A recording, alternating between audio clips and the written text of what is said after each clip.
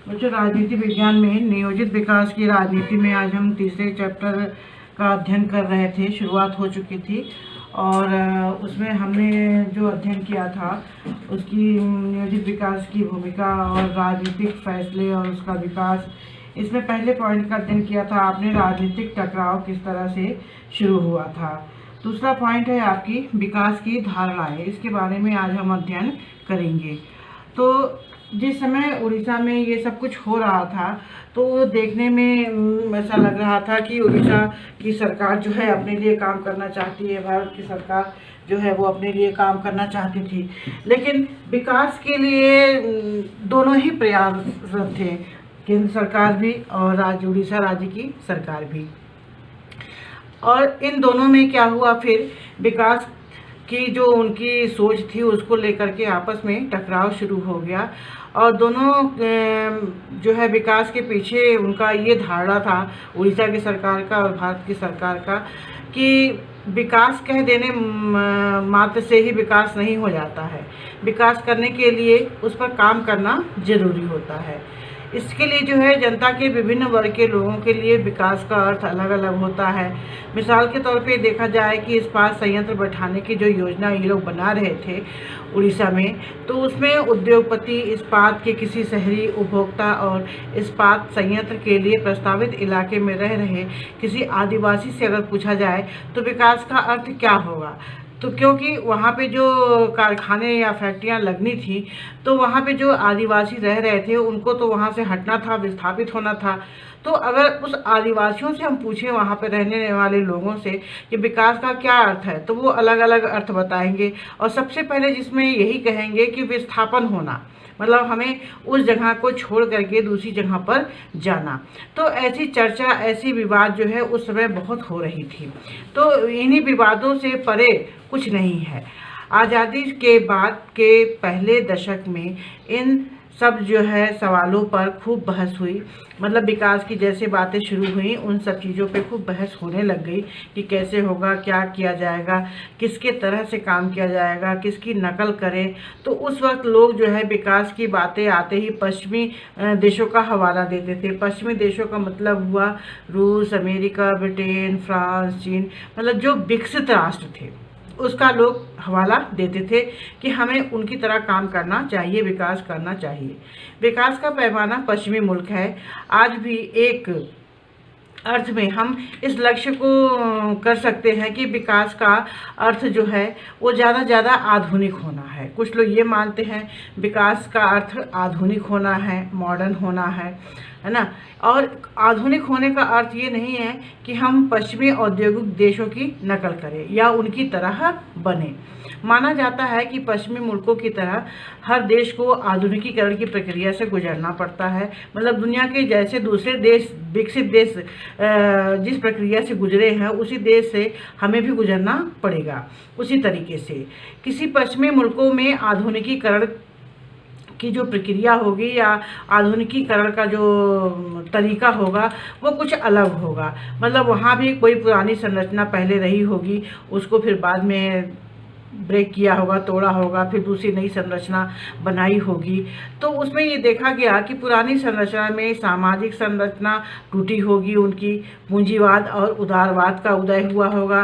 मतलब लोग पहले समाज के बारे में ज़्यादा सोचते थे, तो वो सोच बदल के उन लोगों ने क्या की होगी कि पैसे और रुपए को ज़्यादा महत्व दिया होगा और बड़ा सोचना, बड़ा काम करना, बड़े पैसे कमाना, इसका उदय शुरू हुआ धीरे धीरे।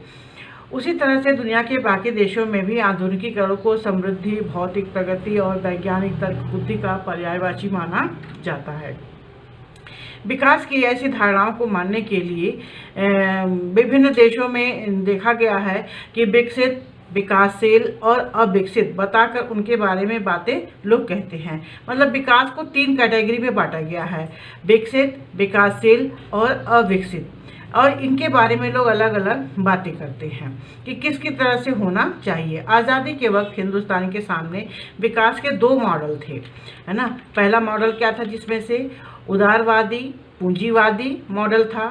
मतलब बड़ा सोचो, बड़ा पैसा लगाओ और बड़ा मुनाफा भी कमाओ। यूरोप के अधिकतर हिस्सों में संयुक्त राज्य अमेरिका में यही मॉडल अपनाया गया था।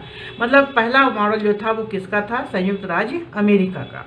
दूसरा मॉडल था समाजवादी मॉडल।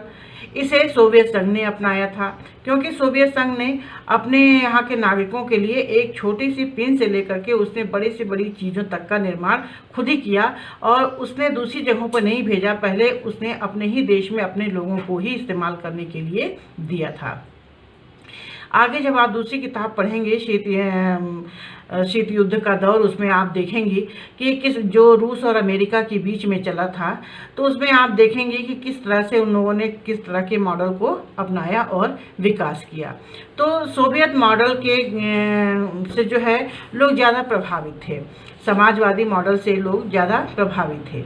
ऐसे लोगों में भारतीय कम्युनिस्ट पार्टी के ही नहीं बल्कि सोशलिस्ट पार्टी, खुद कांग्रेस पार्टी के नेहरू भी प्रभावित थे। मतलब भारत में जो कम्युनिस्ट पार्टी थी उसके लोग प्रभावित थे, सोशलिस्ट पार्टी जो थी उसके लोग प्रभावित थे, कांग्रेस पार्टी के खुद पंडित जवाहरलाल नेहरू भी उसमें शामिल थे। अमेरिकी तर्ज के पूंजीवादी विकास के पैरोकार बहुत कम थे। मतलब वो लोग मानते थे कि अमेरिका जिस तरह से बड़ी पूंजी लगा करके, बड़ी सोच रख के बड़ी कमाई कर रहा है, वैसा नहीं हो पाएगा, क्योंकि भारत जो है उसके पास बड़ी पूंजी लगाने के लिए कुछ भी नहीं था।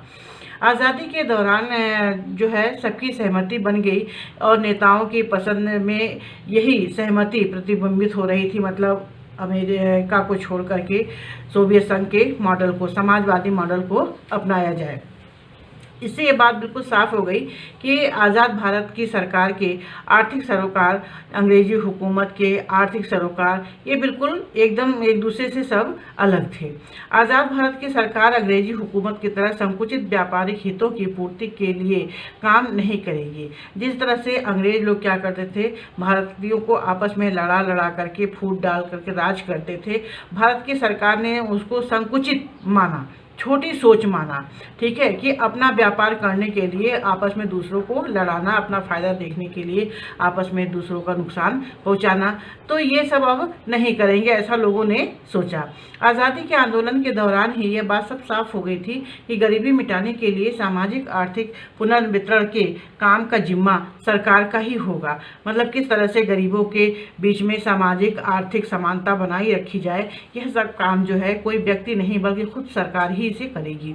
नेताओं में इन बातों को लेकर के बड़ी बहस छिड़ गई। कुछ औद्योगिकीकरण को उचित मानते थे, तो कुछ कृषि विकास करना उचित मानते थे। ग्रामीण क्षेत्र की गरीबी को सर्वाधिक दूर करना भी जरूरी था, क्योंकि हमारे देश में सर्वाधिक जनता जो थी वो कहाँ पर निवास करती थी? गाँव में, ठीक है। गांव में जो सर्वाधिक जनता निवास करती थी, उनका मुख्य रोजगार क्या था? कृषि का कार्य करना, और खेती पर ही वो निर्भर थे। इसलिए जो है सबका यही उद्देश्य था कि हमें सबसे पहले जो है विकास के लिए कृषि पर ही काम करना चाहिए।